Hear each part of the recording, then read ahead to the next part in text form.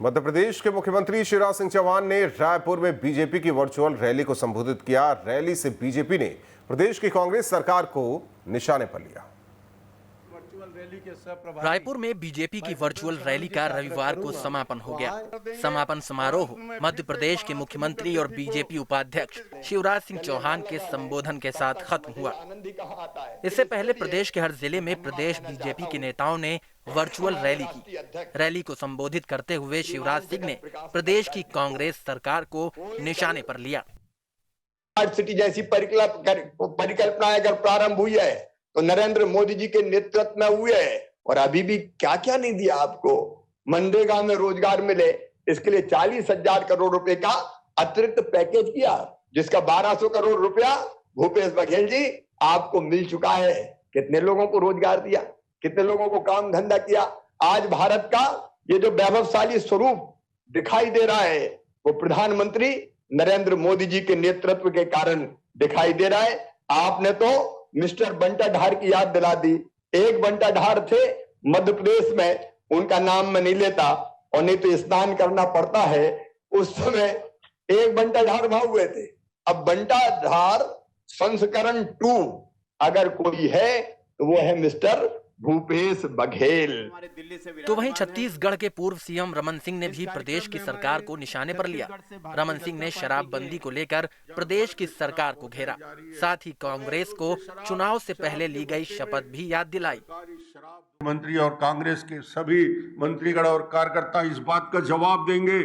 हम न केवल केंद्र सरकार की उपलब्धि को बताने जाएंगे, बल्कि इस बात का भी जिक्र करेंगे इस सरकार ने 18 महीने में छत्तीसगढ़ के क्या हालात किए। सारे विकास के काम ठप हो गए। सारे विकास काम 18 महीने से एक ईंट नहीं रखा गया। 18 महीने का कार्यकाल, आज लोग इस बात की चिंता करते हैं कि आगे क्या होगा, क्या स्थिति बनेगी। जिस कांग्रेस की सरकार ने हमारी माता और बहनों के सामने खड़े होकर गंगा जल हाथ में लेके कसम खाया था कि शराबबंदी करेंगे, शराबबंदी तो नहीं किया। गली गली में शराब बिक रहा है। घर पहुंच शराब की व्यवस्था यदि किसी राज्य में है तो अकेले छत्तीसगढ़ में है, जहां घर पे शराब पहुंचाई जा रही है। इस मौके पर बीजेपी की राष्ट्रीय महासचिव सरोज पांडे ने छत्तीसगढ़ सरकार को चुनौती दी। बघेल सरकार को चेतावनी देते हुए पांडे ने कहा कि बीजेपी कार्यकर्ताओं को परेशान न किया जाए, नहीं सत्ता में फिर से वापसी के लिए कांग्रेस को 25 साल लग जाएंगे। और हमारे कार्यकर्ता को अगर सरकार ने आग दिखाने की कोशिश की तो वो सरकार पिछला कार्यकाल याद कर ले, जब हमारे युवा मोर्चा के कार्यकर्ताओं पर लाठीचार्ज हुआ था। हमने प्रदेश की इमारत से केवल एक ईंट निकाली थी, और उस इमारत से एक ईंट निकालते हुए वो इमारत भरभरा कर गिर गई थी।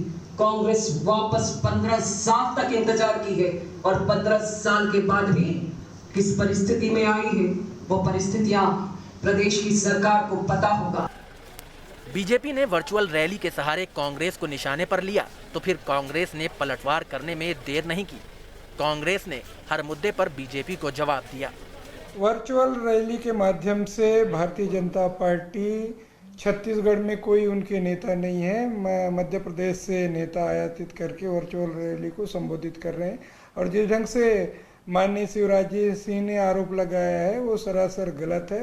छत्तीसगढ़ में माननीय भूपेश बघेल जी के नेतृत्व में कांग्रेस की सरकार इन 18 महीनों में जो 36 वादे किए थे, 36 वादों में लगभग 22 वादे पूरे किए। कोरोना संकट के बीच बीजेपी ने जनता से संवाद का जो तरीका अपनाया है, उससे वो जनता तक तो अपनी बात पहुंचा ही रही है, साथ ही सोशल डिस्टेंसिंग का भी पालन हो रहा है। अब बीजेपी ने सरकार को घेरना और अपनी बात जनता तक पहुंचाने का तरीका तो सही निकाला है, मगर ये कितना कारगर होगा ये आने वाला वक्त ही बताएगा। रायपुर से आदित्य नामदेव के साथ टीम न्यूज़ स्टेट।